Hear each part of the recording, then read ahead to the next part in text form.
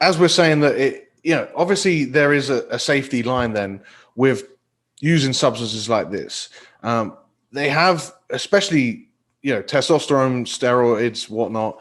They have probably the worst of all of them in terms of like people's health. They look at people that take steroids and they're like, oh, you're going to die early for sure.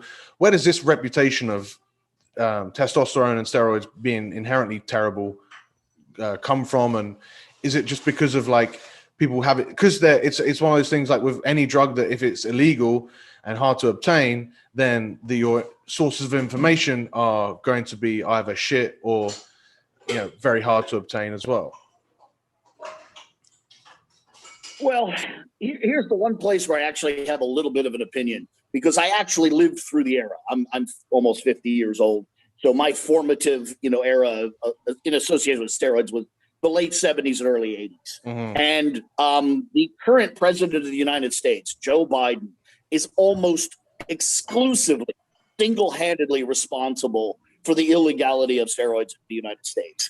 And this is an opinion. You're welcome to disagree with it. But my opinion is that he was a shitty athlete. He could not fuck a cheerleader, and therefore they had to go.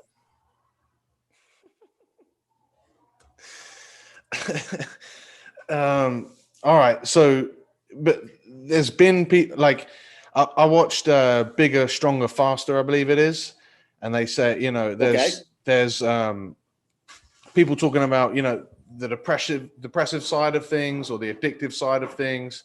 Could you talk to that at least to get started on it? Well, once again, I'm a bit pragmatic when it comes to that. Right. Is it the drug or is it the person? Is that the same person that would wind up addicted to gambling or porn or heroin? Probably. Yeah. It's just a matter of picking the poison. Most of those sorts of things, and I am not a psychologist or psychiatrist, nor am I even qualified to have an opinion on the topic, but my observation over almost 40 years of doing this is that's the person, not the drug. That person would have a problem with some drug if it wasn't steroids. So, again, I don't really weigh in on that particularly. I can weigh in on the health risks associated with steroids, and it's not nearly as awful or scary as people want you to believe. I tend to lean toward elevations in blood pressure, tend to lean toward a negative impact on blood lipid profile, but the most serious and egregious effect of steroids is they work. And by that, I mean they tend to raise lean muscle mass. They make you heavier and larger.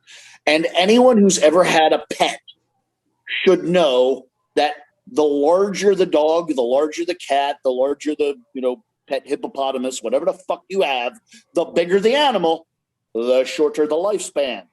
Mm-hmm. Mass is the number one indicator of mortality. So you're taking a group of drugs for the purpose of getting bigger.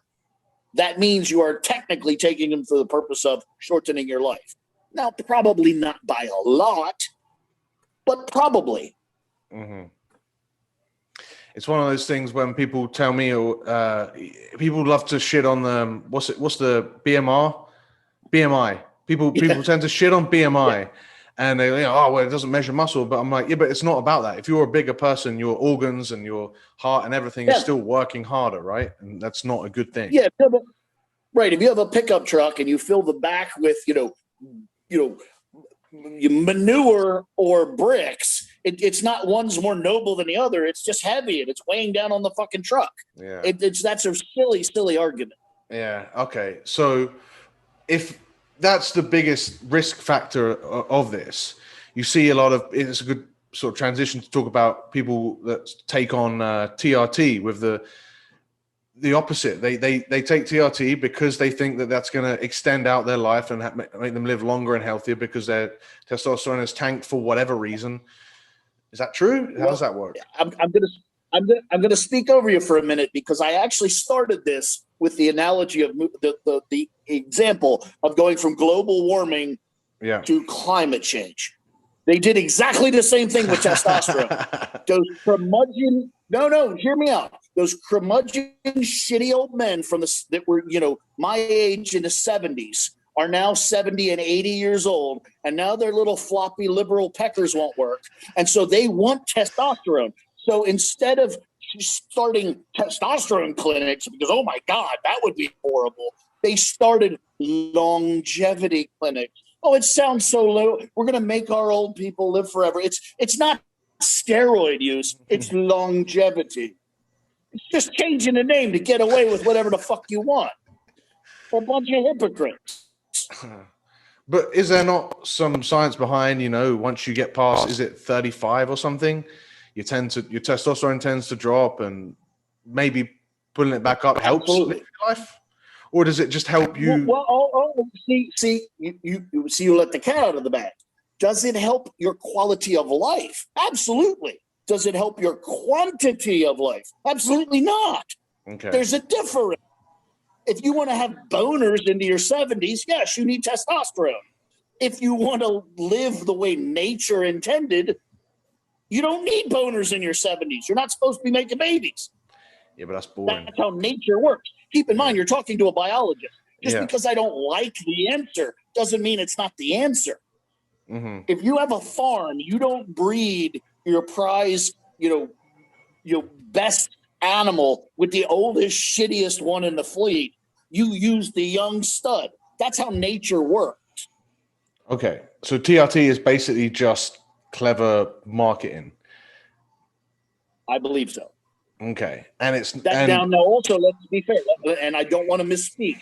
I want to lead everyone completely to the honesty. That doesn't mean I don't do it. I absolutely do. Right. But I'm not under some deluded belief that I'm going to live forever. I'm under the deluded belief that I'm going to be awesome while I'm here. Right.